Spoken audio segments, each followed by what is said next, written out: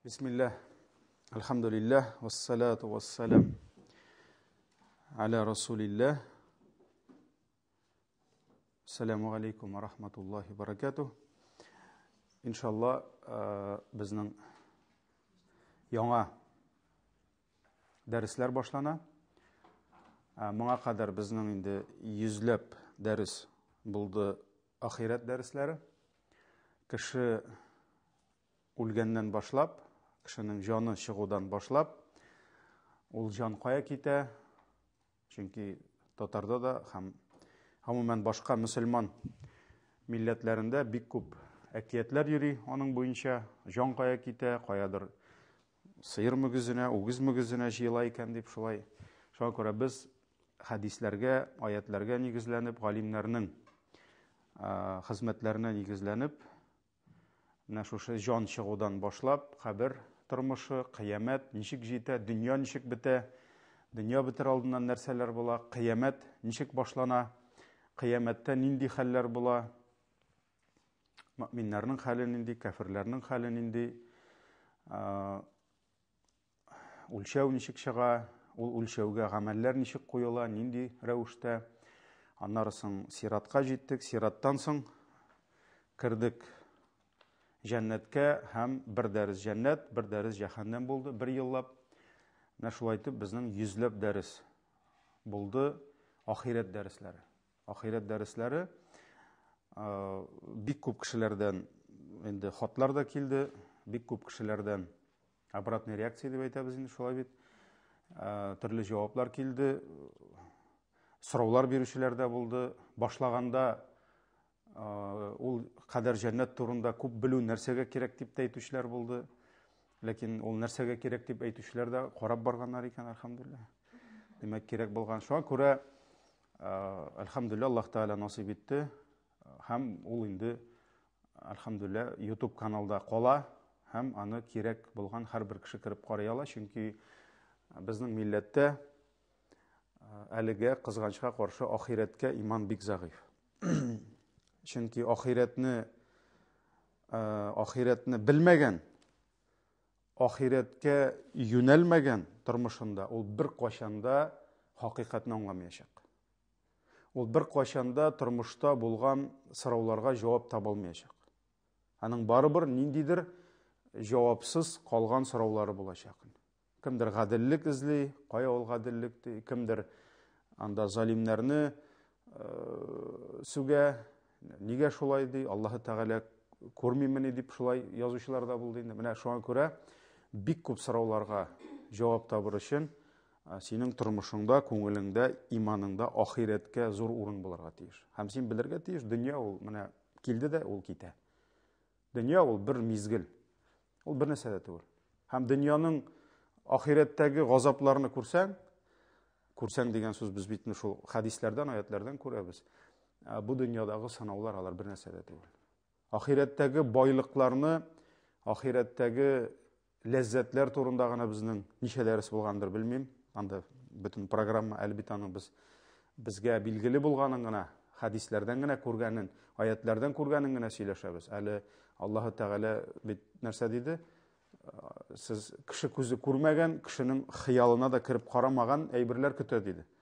Şuna göre biz eli kubusunu bilmiyoruz. Şuna göre ahiret lezzetleri bilen çağıştırganda dünyadagi rahatlar, kişinin imanın satkan, şul lezzetler için, kişi özünün namusun satkan, doğru yoldan taypılgan, elbette ol dünya lezzetleri bir nesede tugul ahiret bile çağıştırganda. Şuna göre ahiretini öğrenmişi, ahiretke iman getirip, ana bilgili bir urun, zor urununu birmişi, kişi Müslüman da bulalmay, hem aytganimcha ko'p so'rovga javob da topa olmay. İnşallah bizning endi yangi darslar boshlanır. Allah nasip etse, alar endi belki yüzük bulmaz, biraz azrak bulur, lekin baribir kiminde bir yıl endi ol o'tib ketar, bir 50 ders bulurmu inşallah Rabbim jengillik bersin. Ул да bo'lsa ko'rkam axloq. Благой, прекрасный нрав bo'la endi o'rischa aytganda, nравственность bo'la. Ham axloq masalasi ул инде кайбер кешеләр уйлаганча анда матур итеп киену, матур итеп сөйләшү, матур итеп ашау, эчү, ягъни әдәп, этикетка гына калдыру дөрес түгел. Чөнки бар безнең кайбер хәтта егетләребез, кызларыбыз бар. Алар инде шулай гакыйда гыйлемнәрен, таухид гыйлемнәрен үзләре уйлаганча тирәнтен өйрәнеп, алар әхлак мәсьәләсе ул диндә зур мәсьәлә түгел. Һәм Аллаһ Тәгалә каршына кайткач, анда синең әхлагың нинди булды дип түгел, иманың нинди булды дип сорыйлар дип, шушы зур, безнең башыбызга да сыймаган зур әхлак дөньясын юкка чыгаралар. Әлбәттә, бу бик зур хата. Һәм менә бүгенге безнең иншалла ниятебездә өлгерә алганча 7-8 хадис үтәрбез әхлак турында. Чөнки безнең дәресләр, алар барачак, дәресләрнең нигезләрендә хадисләр ятачак. Чөнки иң ничек әйтергә ышанычлы кешеләрнең күңелләренә барып җитә торган сүз ул Йосыфның сүзе түгел. Ул ниндидер анда Мисхатның сүзе түгел, Абдулланың сүзе түгел. Кал Аллаһу ва кал Расулу.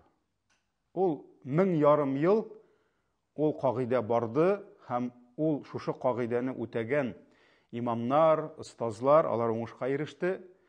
Ул нәрсә? Аллаһ әйтте, һәм аның илчесе әйтте. Әгәр дә без Аллаһның китабы Коръәнгә нигезләнсәк, аның илчесенең сүзләренә нигезләнсәк, һәм шушы Коръән аятларын, һәм сөйкле пәйгамбәребезнең хадисләрен, улуг галимнәребезнең аңлатма шархларынан чыгып аңлатсак, әлхәмдүлилләh безнең киләчәгебез бар. Шуңа күрә мин дә сезгә тырышырмын Йосыф сүзләрен сөйләрмәскә, сөйләргә, анда Хуҗа Насретдин мәзәкләрен сөйләмәскә тырышырмын, чөнки безнең кайвакыт минбәрләрдән дә Хуҗа Насретдинне сөйлиләр, кызганычка каршы ниндидер кыйссалар сөйлиләр, менә кайсыдыр анда Кавказда ниндидер халыкта булган, аларда да гыйбрәт бардыр, мин әйтмим, ләкин һәр нәрсәнең үз урыны бар. Шуңа күрә безнең дәресләребез барачак хадисләрдән хадисләргә сикереп барачакбыз. Һәрбер дәрестә безнең булачак 5-6дан башлап бер 10га якын хадис. Һәм менә булдырып булса, мин вагъда итмим, чөнки вагъда итсәң, аннан соң аны бозсаң дөрес булмый, әхлаксызлык була ул. Менә шушы нигездә яткан хадисләрне генә каядыр дублировать итеп баралсак, бәлки без аны YouTube каналга куеп барабыз ул хадисләрне, шушы дәреснең нигезләре тезис буларак, бәлки ниндидер группада булдырып, менә ул чөнки гыйлемне biz alabız da unutабыз бит. Әгәр дә инде ул гыйлем калса, һәм ул гыйлемне куллансак, иншалла, әлбәттә безнең әхлагыбыз Аллаһ насип итсә төзәлер. Шуңа күрә күркәм әхлак. Күркәм әхлак Аллаһ Тәгаләдән сорыйбыз, Раббым безгә үзенең рәхмәте белән күркәм әдәп бирсен, күркәм халык бирсен, һәм шушы күркәм әдәпне дә, халыкны да шушы җир өстендә булган, яшәгән һәм иң күркәм әхлак иясе булган кем ул? Әлбәттә, сөйкле пәйгамбәребез Аллаһ Тәгалә аның халкы турында, аның халкына бәя бирде. По 100-бальной системе буламы, по 10-бальной системе максимальный балл Аллаһ Тәгалә нәрсә диде? Ва иннака ла'ала хулуқин азим диде. Воистину ты обладаешь великим нравом диде. Син иң бөек әхлак иясе диде. Һәм менә бу хәтта әйтергә була Аллаһ Тәгаләнең продукты. Шулаймы? Кем аны тәрбияләде? Аллаһ Тәгалә тәрбияләде. Аллаһ Тәгалә аны тәрбияләп, әхлакның иң югары дәрәҗәсенә җиткереп чыгарды кемгә?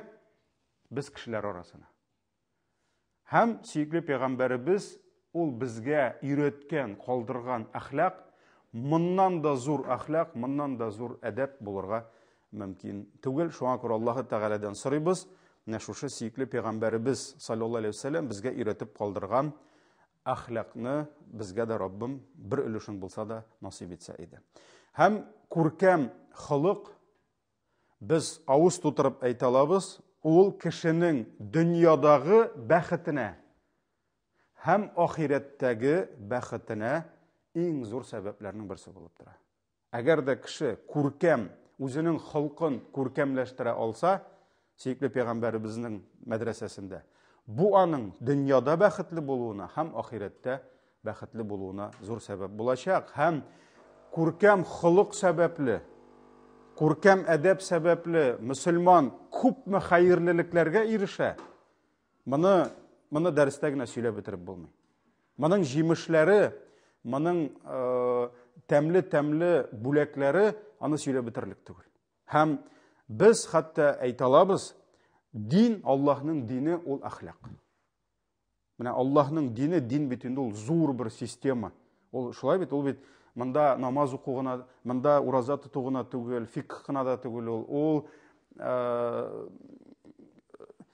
ниндидер айрым гамәл гыйбадәтләр генә түгел. Дин ул зур бер организм. Синең бөтен тормышыңны төзи торган, җәмгыятьне, илне төзи торган. Менә әгәр дә без әйтсәк, дин ул әхлак дип, без ялгышмыйбыз. Менә бүген шуның турында иншалла сөйләшербез, Аллаһ насыйп итсә. Иң беренче хадис. Biz әйттек, нигезләр барачак, хадисләр. Абу Хурайра радиллаһу ан. Аллаһ Тәгалә разый булсын шушы сахабадан иң күп хадисләр, сөйкле пәйгамбәребезнең иң күп безгә булган насихатлары, дәресләре кем аша килде? Абу Хурайра аша килде. Субханаллах, Абу Хурайраны яратмаган ул мөселман була алмый.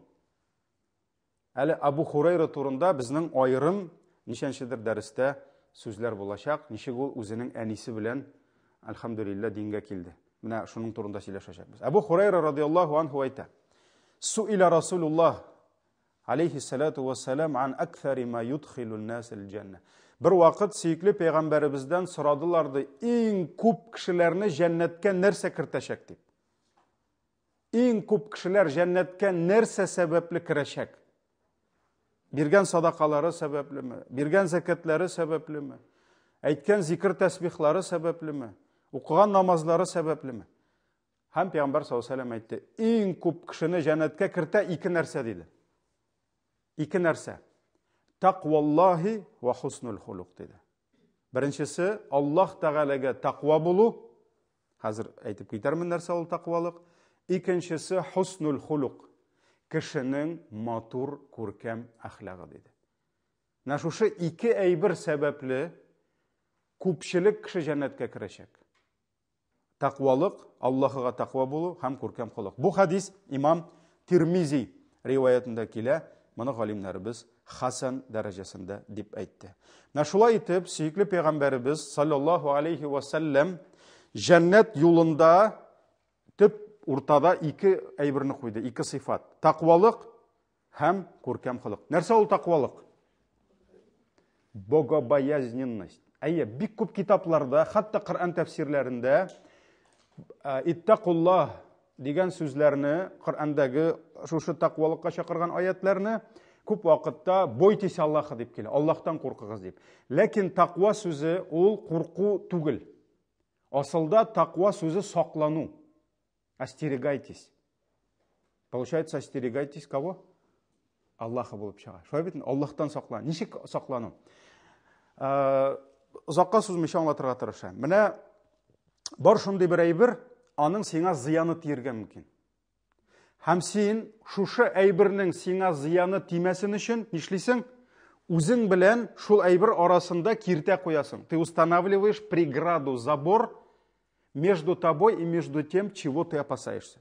Мәсәлән, эт бәйдә, кыйманың теге ягында. Нәрсә дигән? Не входить, анда злой собак или злой хозяин дип язылган, димме? Әйе. Син нишлисең? Аллаһ сиңа акыл биргән. Син күрәсең, эт өрә, нишлисең? Син капканы ачып кирмисең анда. Шулаймы? Һәм менә синең шушы этнең зыяны килүдән саклануың тaqвалык дип атала. Вот это есть тaqвалык. Аллаһы Тәгаләгә килгәндә, Аллаһның нинди безгә зыяны тиргә мөмкин?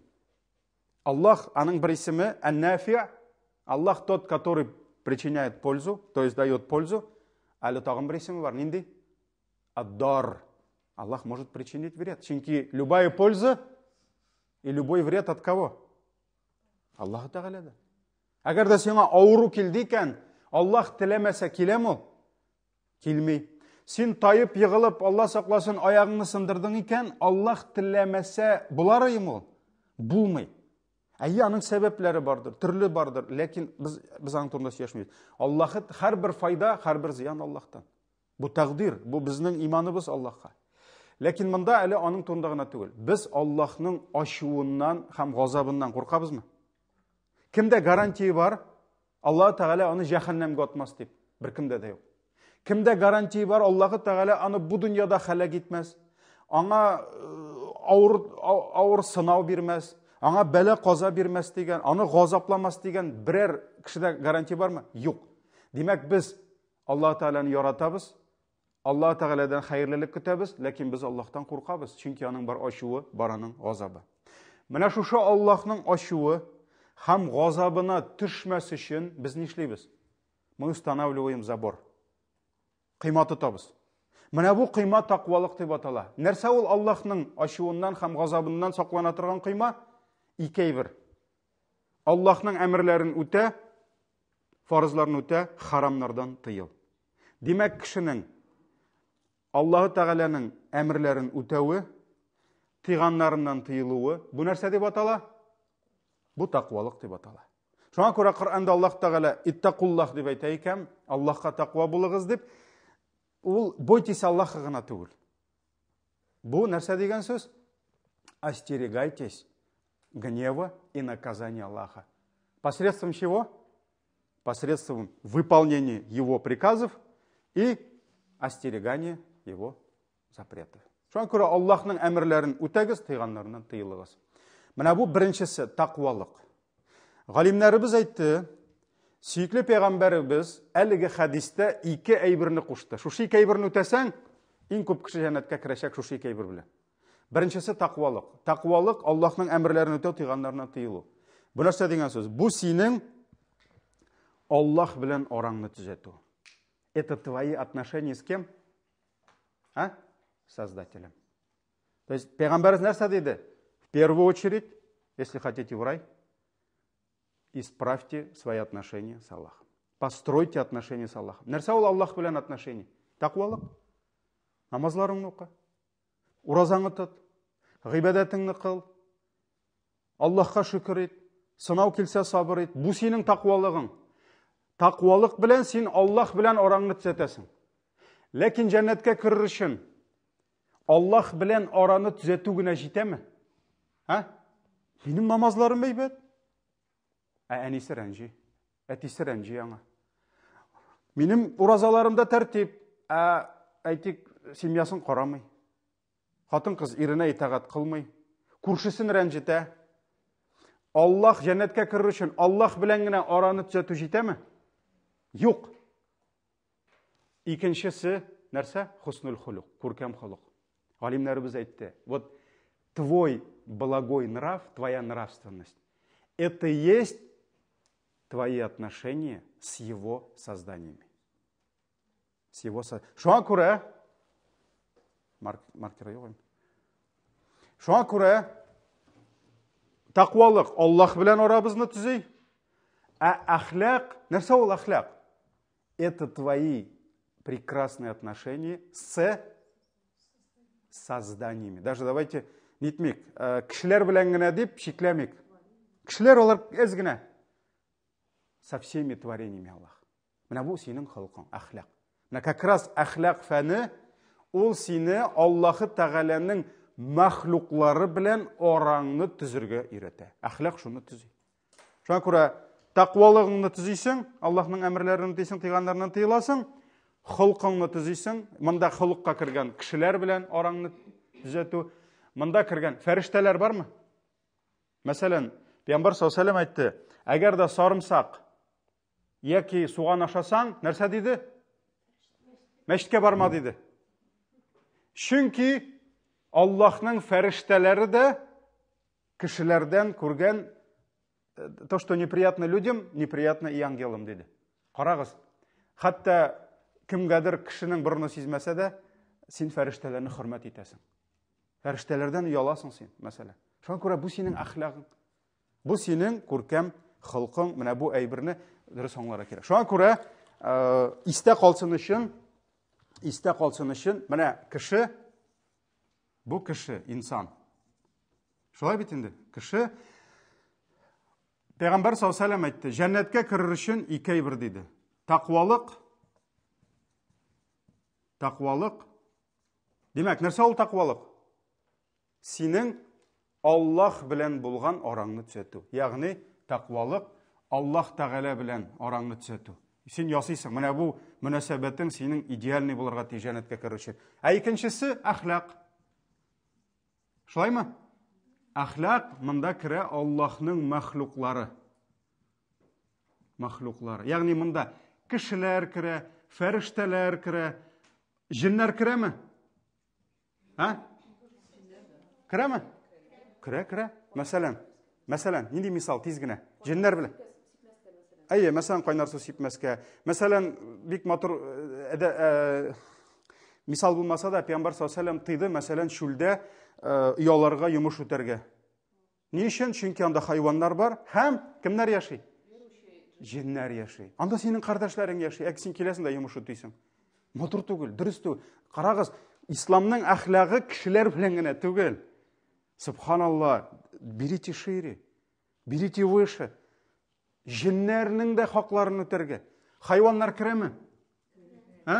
Керенчек кермәскә. Пәйгамбәр саллаллаху алейхи ва саллям бер дөянең башын сыйпады, дөя елап җибәрде, ыңгырашты. Кем моның хуҗасы диде? Кем моның? Бер бәдәви, бер бедуин килде. Минем дөям ул диде. Дөяң елый, зарлана ди. Син аны ашатмыйсың икән ди. Бу хайваннармы? Хайваннар. Бүҗәкләр бармы? Бүҗәкләр. Ислам әхлагы синең бүҗәкләр белән. Син ты чем занимаешься? А вот я занимаюсь выстраиванием правильных, идеальных отношений с насекомыми. Исламда бармы бу? Бар. Пәйгамбәр саллаллаху алейхи ва саллям әйтә, Пәйгамбәр ди. Каядыр анда Гузайр дип микилә инде, Аллаһу алам. Пәйгамбәр ди, агач төбенә утырды ди, һәм астан аны кырмыска тешләп алды ди. Ул ашуга бирелеп ди, кырмысканың оясын җимерде ди.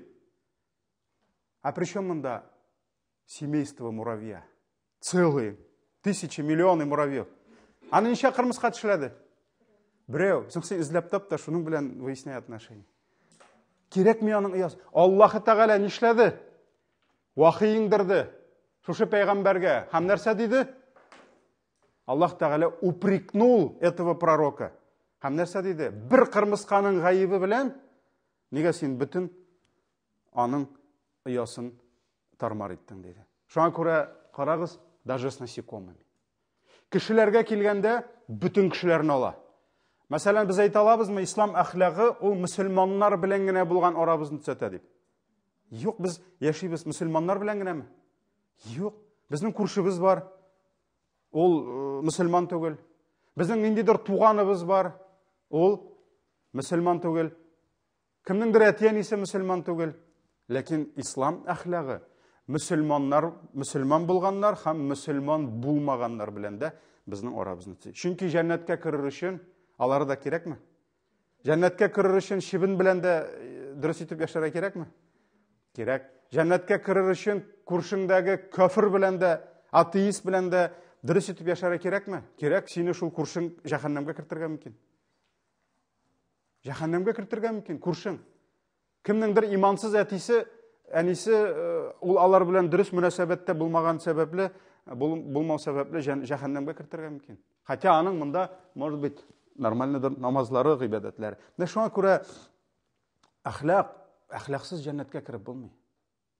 Әхлагыңны төземичә Аллаһның ризалыгына ирешеп булмый. Шуңа күрә Пәйгамбәр саллаллаһу алейхи ва саллям нәрсә диде? Ике әйбер. Бу безнең беренче хадис. Беренче хадисебез Аллаһыга тақва булу һәм күркәм хылык. Киттек алга таба. Һәм тагын бер генә нәрсә әйтәм. Тақвалыкның нәтиҗәсе нәрсә? Тақвалык аша мөселман Аллаһның мәхәббәтен ала. Шулаймы? Тақуа болса, фарызларны үти, харамнардан тыйыла, һәм ул үзенә нәрсәне ала? Он привлекает к себе любовь Аллаха. То есть результат его богобоязненности – это любовь Аллаха. Аллах начинает любить его. А ахляк, аның нәтижесі нәрсә? Әгәр дә ахляк, нравственность выстраивает твои идеальные отношения с созданиями, ну, мындайында, в частности, с людьми, значит, результат ахлякның нәрсә? Это любовь людей по отношению к тебе. Яғни, кішілерінің мәхәббәті. Мұның нәтижесі, тақуалықның нәтижесі, Аллахның мәхәббәтін аласың. Ә күркәм хылықның нәтижесі, әгәр дә сен матур итеп елмая білсәң, сен кішілер белән матур итеп сөйләшә белсәң, сен үзеңне тәкәббер тотмасаң, синең, конечно, шансов больше. Кішілер сине күбрәк хөрмәт итәчәк, күбрәк нәрсә? Сине яратачак. Чөнки кешеләр бит синең төнге намазларыңны белмиләр. Кешеләр синең харамнан тыелуыңны белмәскә мөмкиннәр. Ә кешеләр синең белән нәрсәңне? Синең көләш йөзеңне белә, синең кеше белән исәнләшә белүеңне белә. Кешеләр күрә синең түбәнчелегеңне, ягъни тәкәбберләнмәүеңне. Шуңа күрә күркәм хылыкның нәтиҗәсе кешеләрнең сиңа булган мәхәббәте. Тақва булсаң, Аллаһ сине яратыр. Ахлаклы булсаң, Аллаһның мәхлуклары сине яратырлар, иншалла. Киттек икенче хадис. Джабир радиаллаху анху тапшыра. Пәйгамбәрбез бу шулай ук Джабир ибн Абдилла. Ул шулай ук бик күп хадисләрне безгә тапшырды. Аллаһ аннан разый булсын. Бигрәк тә ул сөйкле пәйгамбәрбезнең хаҗын безгә сүрәтләде. Ничек ул хаҗ кылды? Менә бу Джабир. Пәйгамбәр саллаллаху алейхи ва саллям әйтте ди: "Инна мин ахаббикум иlayya ва aqrabikum minni majlisan yawmal qiyamah ahasinakum akhlaqan." Пәйгамбәр саллаллаху алейхи ва саллям әйтте: "Сезнең арагыздан" диде. Бу бөтен кешеләргә кагыла. Сахабаларга гына кагылмый. Шулай бит? Сахабаларга әйтсә дә, бөтен өммәт. Сезнең арагыздан ди. Минем өчен иң сөйекле булганыгыз ди. Ягъни больше всех из вас я люблю того диде. Сезнең арагызда минем өчен иң сөйекле, мин иң яратканым ди. Ва aqrabikum minni majlisan yawmal qiyamah, һәм кыямәт көнендә миңа иң якын булганыгыз ди. Арагыздан әхлагы иң күркәм булганы ди. Менә арагыздан кайсыгыз әхлагын иң күркәм рәвешкә җиткерә ала, менә мин шунсын мин иң ныгы яратам ди. Һәм кыямәт көнендә ул миңа иң якын кеше булачак диде. Бу имам Тирмизи риваятында килә. Бу сахих, достоверный хадис дип әйтте хадис галимнәре. Менә бу хадистә безгә күрсәтә әхлакның нәтиҗәсен. Карагыз, никадәр синең әхлагың югарырак менгән сайын, ты должен или должна чувствовать близость к кому? Син якынрак. Кемгә? Кемнең йөрәгенә? Пәйгамбәребезнең йөрәгенә якынрак син. Һәм кыямәт көнендә син баскан, син утырган урын җәннәттә кемгә якынрак? Сөйекле пәйгамбәребезгә якынрак. Хәтта бу хадисне укыганнан соң инде хәтерләйм, кайчан укыганмындыр. Мин үзем шундый хәтта бәя куя башладым. Мәсәлән, тормышта төрле ситуациялар була. Каядыр синең белән кешеләр әдәпле, син дә әдәпле инде, шулай бит инде. Ә кай вакыт кешеләр синең белән әдәпсез була. Менә монда синең чын әдәбең күренә. Чын әхлак кайчан күренә? Кайчан синең белән кешеләр әхлаксыз булалар. Шунда син әгәр дә әхлаклы булып калсаң, демәк, синең әхлагың бар. Кай вакыт, мәсәлән, кемдер килә мәчеткә, анда, каядыр урамда, үзенең әхлаксызлыгын күрсәтә сиңа. Ты получаешь его безнравственность. Әлбәттә, синең белән елмаеп торганда бөтен кеше белән елмаю җиңел, ул әхлаклылык түгел әле. Сиңа елмайдылар, син дә елмайдың. Ассаламу алейкум, ва алейкум ассалам.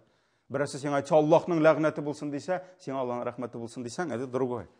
Мәсәлән, Пәйгамбәр саллаллаху алейхи ва саллямга шулай әйттеләр, шулай бит инде. Үзе җавап бирмәде, хатыны җавап бирде. Сезгә дә Аллаһның ләгънәте булсын. Тукта диде. Менә шуңа күрә пейгамберлернең дә әхлаклары ничек булган? Аларга карата ничек әхлаксыз булсалар, чем безнравственнее к пророкам относились, тем более нравственно они отвечали им. Хатта bir яхуд үзенең китабында укыды, что отличает пророков от обычных людей. Менә шушы кагыйдәне укыды. Оказывается, чем безнравственнее син относишься к пророку, тем более нравственный ответ получишь от него. Шуңа күрә ул килде дә пәйгамбәрнең менә моннан алды. Син кашан миңа җәтеңне кайтарасың диде. Акырда кем анда? Әбу Бәкр, Гомар кылычлар белән бөтенесе. Пәйгамбәр болай гына әйттерсә, башы китә. А что, не могли его защитить, что ли? Конечно, могли. Они готовы были его порвать. А пейгамбарыбыз шундый әдәп белән, шундый әхлак белән аңа җавап бирде. Хатта ул призналса. Мен дә үзебезнең китапта укыдым ди. Пейгамбарларга никадәр әхлаксызлык күрсәтсәң, алар сиңа шул кадәр әхлак белән кайтара ди. Ладно, без аз гына пейгамбарларга киттек. Төшик безгә. Шуңа күрә безгә елмайсалар, безне кочакласалар, без дә елмаябыз, кочаклыйбыз. Ләкин качан безгә дурфалык, әдәпсезлек, грубость күрсәтсәләр, әдәпле булу җиңелме? Юк. Менә мин үземә хәтта шундый әйбер куйдым. Хәерче үзен мактарды, мин үземне сөйләм. Мәсәлән, кай вакыт мин кемнеңдер әдәпсезлегенә әдәпсезлек белән җавап бирергә мөмкин. Һәм мин шунда үземә әйтәм: "Йосыф, син ярагайдың." Кемнән? Пәйгамбәребездән ярагайдың. Китте пәйгамбер. Субханалла, күпме бардың, не выдержал. Шулаймы? Пәйгамбәребезнең күңеленнән ярагайдың син. Бетте. Пәйгамбер әйтә: "Минем өчен иң яратканым ди сезнең арагызда. Я больше всех люблю из вас того, у кого самый наилучший нрав ди." А минем монда нәрсә? Промах. Мин промахнулся, мин споткнулся. И мин сизәм, пәйгамбәрнең күңеленнән мин китәм. Кыямәт көнендә мин нишлим? Пәйгамбәрдән ярагайым. Ләкин үзеңнең күркәм әдәбеңне саклап калган сайын, күңелең белән нишлисең? Сизәсең. Мин пәйгамбәргә якынайдым бераз. Мин кыямәттә пәйгамбәргә якынайдым. Менә. Шуңа күрә кеше үзен һәр даим менә шушы хадисләр белән нишләргә тиеш? Тәрбияләргә тиеш. Ул үзенә үзе бәя куярга тиеш. Оценка куярга тиеш. Не инде объективный желательно. Ул бик булып чыкмый инде, барбыр. Чөнки нәфс бар. Шуңа күрә икенче хадисебез нәрсә диде безгә? Әдәбең яхшырган сайын пәйгамбәребезнең күңеленә син якынрак, һәм кыямәттә син урының белән, мәҗлесең белән аңа якынрак буласың. Димәк, әдәбең начарайган сайын пәйгамбәрнең күңеленнән чыгасың, ярагаясың, кыямәттә аннан яраграк буласың. Бу икенче хадисебез булды. Өченче хадис безгә күрсәтә нәрсәне? Шулай ук өченче хадис кемнән килә? Угадайте. Абу Хурайрадан, радиллаһу анһу. Өченче хадис безгә күрсәтә нәрсәне? Әхлак. Это величайшая сила. Әхлак — это величайшее оружие. Нәрсә өчен? Кешеләрнең күңелләрен яуларга. Кешеләрнең күңелләрен яулау, чтобы завоевать сердца людей, не всегда нужно оружие, меч. Пәйгамбәребез исламның нурын, иманның нурын әйе булды, хәрби сугышлар, кылычлар кирәк вакытта урыннарына утыртырга туры килде. Ләкин ислам кылыч белән таралмады. Без аны беләбез. Ислам нуры таралды кешеләрнең. Кылыч белән кешене буйсындырып булмый. Шулаймы? Научи дурака Богу молиться, лоб прошибет. Шуңа күрә кешенең күңеленә керер өчен әхлак кирәк. Һәм пәйгамбәребез саллаллаһу алейһи ва саллям менә шушы кешеләрнең күңелләрен яулый торган иң зур корал турында безгә нәрсә диде? Әйтте. Иннакум лан тас'ау ан-нас би амваликум ди. Сез ди бер кайшанда үзегезнең байлыкларыгыз белән, акча бүләкләрегез белән кешеләрнең күңелләрен құлашлап бітіре алмайшақсыз. Вы никогда деген сөз бар хадисте. Лән. Вы никогда не сможете объять сердца людей своим имуществом. Көп меген ақшаң болса да, всем не хватит. Шулай ма? Чүнки ол кішілердің табиғаты. Мына сен келдің, har birisine бересің 100 мың. 100 мың, амысына 50 мың қалды, ол сені проклинать будет. Шулай ма? Сен ғаділсіз, қара бұл ғаділсіз, түргіңе 100 мың берді, әмеңе 50 мың берді. Шуан көре бір қошанда кішілеріні ақша білен яулап болмай. Пейғамбарымыз айтты: "Иннакум лан тас'ау ан-наса би амваликум", сіз кішілеріні де малығыз біле құлашлап ала алмайсыз де бір қошанда. Ләкин мен сізге үйретем де. Нешек кішілеріні құлашлап алырға де. Валакин ясаухум минкум бастул ваджхи ва хуснул хулук. Ике әйбір бар де. Шушы ике әйбір білән сіз бүтін кішілеріні құлашлап алашақсыз де. Ваших объятий хватит всем де. И все будут довольны вами де. Ике әйбір. Біріншісі нәрсе? Күләш ез. Күләш ез. Нешек болар ұша? Светлое лицо. Кішіге елмайырға керек. Кішіге мотор етіп қарарға керек. Бүтін кішіге жете. Елмайғаннан елмайы біте ме? Менің лимит бітті. Елмайы жеңіл бітін о. Шуай бітін. Күләш ез, һәм икеншісі нәрсе дейді? Вахуснул хулук. Һәм көркем хулук дейді. Яғни кіші білән мотор етіп исәнләшергә керек. Кішінің хәлін сұрауға керек. Кішіге жылы сөз әйтергә керек. Ике әйбір дейді. Менә шушы ике әйбір бүтін кішіге жетәшәк сіздің дейді. Күләш ез. Әгәр дә бүтін кішіге мұнда жете алмаса, YouTube аша 100 мың кішіге жеткіре аласың. Шулай ма? Миллион кішіге жеткіре аласың. Алар да сенің көрәләр ме мотор елмаюыңы? Алар да көрәләр. Шуңа күрә бір зур жете кішіге кіргәш, ол меңа шундай сөз айтты. Юсуф дейді, имам болып ішләгәндә, пожалуйста, вот, научись улыбаться людям, дейді. Прихожанам, дейді. Мәйтем, неге сіз шулай айтасыз? Біз байда битінде улыбаемся, дегәш, бу айта, мен де Европада бик көп йөрдем, дейді. Һәм безне экскурсиялар белән бик күп ширкәүләргә алып керәләр иде. Бір ширкәү минем исемдә калды, дейді. Ул миңа ширкәүдә истә калган, ул мөселман үзе. Мен аның теге елмая торган батюшкасы исемдә калды. Калган бүтүнесе мрачный иде. Хатта миңа бір режиссер, голливудский режиссер инде безнең. Ул миңа сорау бирде: "А пророк улыбался, нет ты?" Мен айтам: "Как не улыбался?" Он смеялся, мәйтам. Он когда смеялся, сподвижники видели его коренные зубы. Чөнки пәйгамбәрбез бит инде һәрбер әйберсен аның мельчайших деталях безгә риваят иткәннәр, шулаймы? Пәйгамбәрбез күлде дип әйтмиләр сахабалар. Ул да шул кадәр күлде ди, хәтта аның кырдагы тешләренә кадәр без күрдек ди. Менә мәсәлән Гомар ибн Хаттаб турында әйтәләр. Гомар ибн Хаттаб дигәч күп кеше, бу түге Гомардыр инде, бүтүнесен кылыч белән куркытты. Гомар күлгәндә артка егылайды ди. Утырганда менә күлеп җибәрә, кай вакыт артка җыгылып китә иде ди. Шуңа күрә сахабалар күлделәр. Алар шаярта иделәр. Пәйгамбәрбез дә күлде.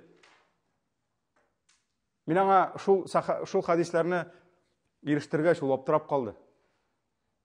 Мин дә ничә священниктан сорадым ди, смеялся ли Иисус дигәч, алар все зависали ди. Мин әйтә алмыйм, мин теге как анда кирип караганым юк, нәрсә әйтәләр алар. Мин аның сүзен генә әйтәм. Так мне никто не смог сказать, что Иисус смеялся ди. Это же прекрасно ди, хазрат ди. Конечно, кеше елмай Аллаһ Тәгалә биргән бит инде. Шулай бит. Табассумука фи вajhi ахика садака. Кардашыңны күреп елмаюың садака булыр ди. Чөнки кай вакыт теге карап торган муштарын проблемалары бардыр. Сүздә юк. Без теге бер кемне дә нитергә тиеш түгел, ләкин кай бер кешеләр белән исәнләшкәндә карыйсың, как будто сен атасын үтергәнсең. Алай ярамый. Алай ярамый, бир садакаңны. Бир. Шуңа күрә Пәйгамбәр саллаллаху алейһи ва саллям әйтте: "Акчагыз җитмәячәк" диде кешегә. Ничек кенә юмарт булсагыз да, монда күчтәнәш, моңа бүләк, моңа садака җитмәячәк диде. Хәтта кайсы бер газетада мы карап утырдым, ниде, элекеге дореволюционный газета, Казанда байлар зәкәт өләшәләр. Ну, әлхамдулилlah, инде ул байларның ярдәмчеләре өләшкән, үзләре өләшмәгән. Чөнки үзләре чыгып өләшсәләр, алар бүтән өләшмәсләр, валлаһи.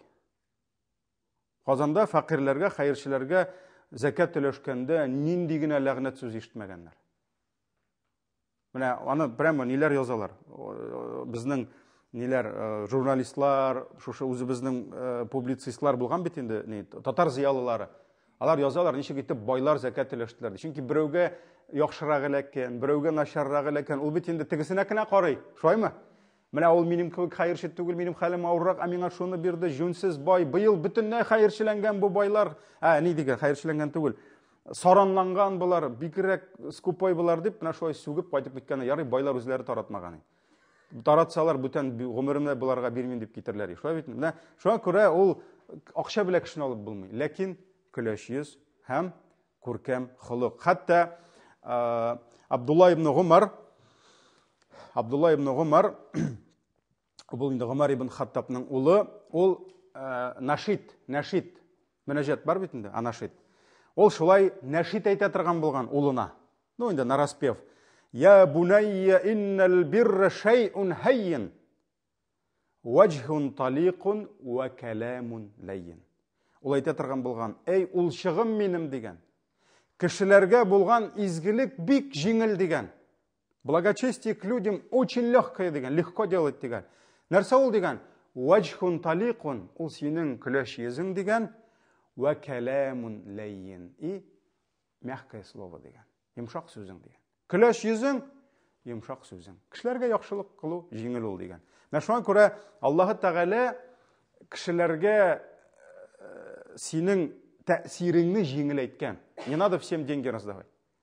Просто кешеләргә матур итеп карый белергә кирәк. Матур итеп елмая белергә кирәк һәм кирәк вакытта кирәкле җылы сүзеңне әйтә белергә кирәк. Менә шуңа күрә Аллаһ Тәгалә менә шушы кешеләр белән аралашуда, менә бу бер один из принципов правильного выстраивания отношений с людьми. Шулай бит, менә көләш йөз һәм тәмле сүз. Менә шушы әйбер бик күп кешеләргә тәэсир итә һәм Пәйгамбәр саллаллаһу алейһи ва сәлләмне. Карасак, мәсәлән, булды күпме кешеләр аларны нанимать иттеләр хәтта. Киллерларны нанимать иттеләр. Кемне үтерергә? Пәйгамбәрне. Һәм алар саклап йөрделәр. Пәйгамбәребез туктаган, сахабалар кырда киткән, ул йоклый, һәм шул йоклаган вакытта килеп үтерергә. Хәтта булды, беләбез, берничә очрак килеп кылычын күтәрде, башын чабырга, Пәйгамбәребез күзен ачты йоклаганда, һәм аның карап тора йөзенә. Тегенең он содрогнулся, ул бернәрсә эшли алмый, Пәйгамбәрнең шундый тыныч, паниковать итмей, каравыл кычкырмый, калтыранмый карап ята, матур итеп. Пәйгамбәребезнең нурын күреп, кулындагы кылычларын ташлап иманга килделәр. Хәтта әйттеләр, Пәйгамбәргә барганда ди, не было на этой земле никого ненавистнее для меня, чем он, ди. Но когда я увидел его лицо, ди, не было на этой земле никого, кого бы я любил больше, чем он, ди. Карагыз, бер тапкыр йөзен күрде. Революция булды аның. Күңелендә революция булды, тормышында. Шулай бит? Менә шуңа күрә ваджхун талиқун ва каламун лайyin. Ярар, безнең 7 минут вакыт калып килә, чөнки әле 10 минут намазга әзерләнергә кирәк. Пәйгамбәрбез саллаллаһу алейхи ва сәлләм дугалар кылган, Аллаһ Тәгаләгә дуга кылганда әхлак сораган. Ни өчен? Чөнки күркәм әхлакны кем генә бирә? Аллаһ Тәгалә генә бирә. Әйдәгез, менә шушы дугаларга тукталыйк, иншалла. Беренче дуга Җабир ибн Абдуллах тапшыра. Пәйгамбәрбез саллаллаһу алейхи ва сәлләм намазга баскач Аллаһу акбар диде. Бу кайсы тәкбир? Ничек атала беренче тәкбир? Ихрам. Тәкбиратул ихрам дип атала. Ихрамга керәсең син. Все, намаз башланды. Һәм намаздагы дугасын башлады шушы сүзләр белән ди. Менә без бит инде укыйбыз субханакаллаһумма бихамдик ва табаракасмук. Шулаймы? Пәйгамбәрбез не ограничивался бу дуга белән генә. Аның башка күп дугалары бар. Шуларның берсе Пәйгамбәр саллаллаһу алейхи ва сәлләм Аллаһу акбар дип намазга кирде ди, һәм шушы дуганы укыды ди. Инна салати ва нусуки ва махьяя ва мамати лиллаһи раббил аламин ла шарика ла. Тиз генә тәрҗемәсен әйтеп барам. Дөреслектә минем укыган намазым, минем кылган dini mərəsimlərim, bulsun olanda qurban çalu, bulsun olanda xoş qılu, bu bütün ғəməllərim. Ва махьяи ва мамати, и жизнь моя, и смерть моя. Минем яшаган тұрмышымда, өлген өлімімде, кому все принадлежит? Лиллахи раббил галямин. Аллаху Тағаланікі. Все. Ла шарика ла. Юқтыраның теңдәші. Нет у него сотоварища.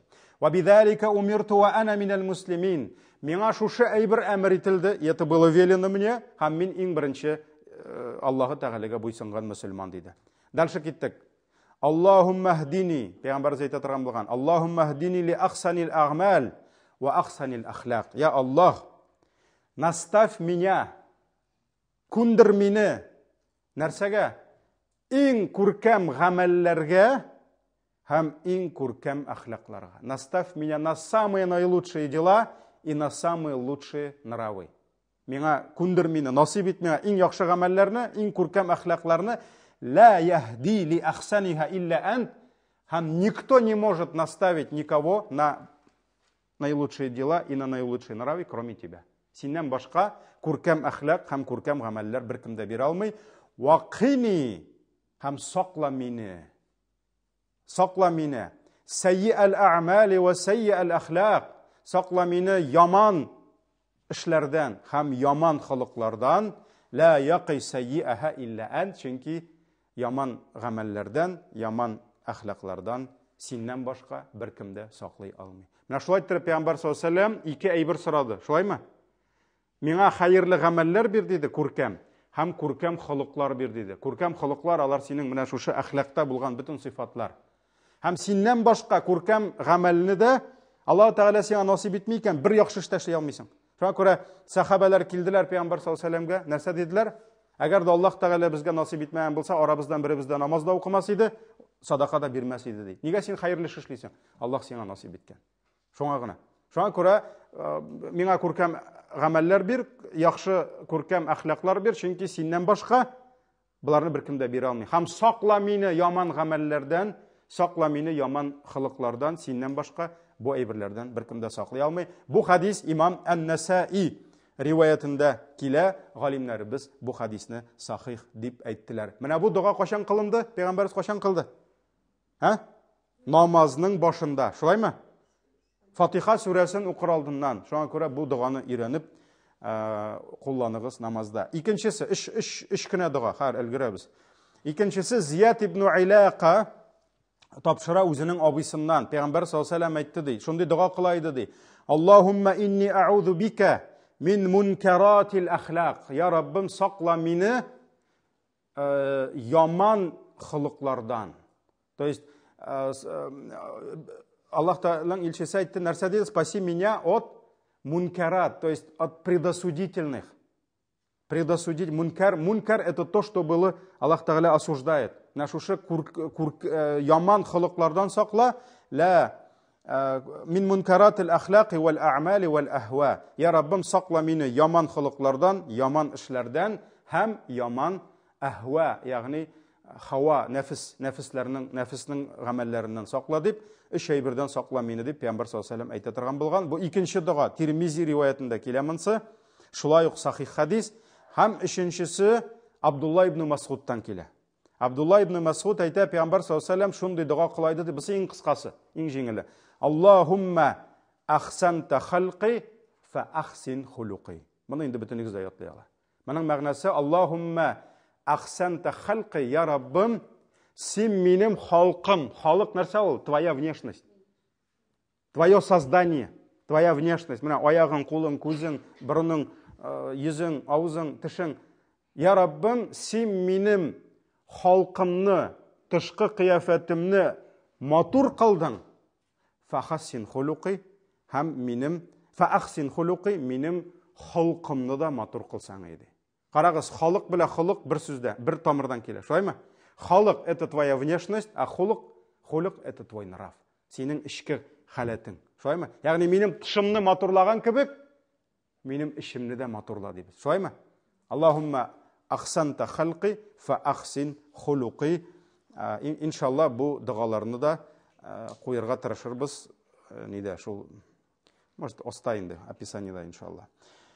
Шуңа күрә Пәйгамбәрбез саллаллаху алейхи ва саллям Аллаһы Тәгаләдән менә бу хадисләрдә без күрәбез сорады күркәм холыкны. Ни өчен? Чөнки күркәм холык ул Аллаһның нигъмәте.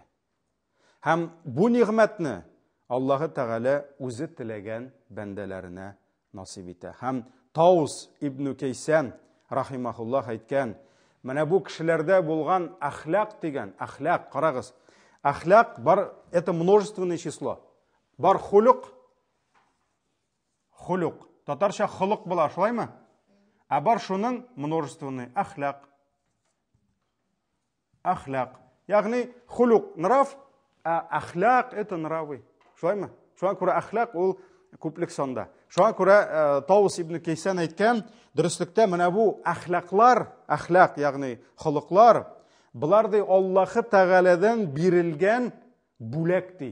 Бүләк ди. Это дары Аллаһы ди. Һәм нәрсә ди?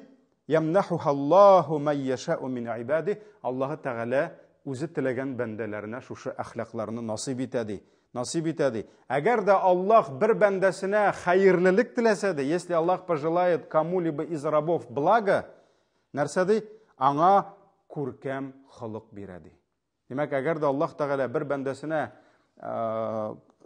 хәерлелек тели икән, демәк, ул аңа күркәм холык бирә ди. Бу сүзләр Ибн Аби Дуньяның бик күркәм китабы бар, Мәкәримул Әхлак дигән китабында килә.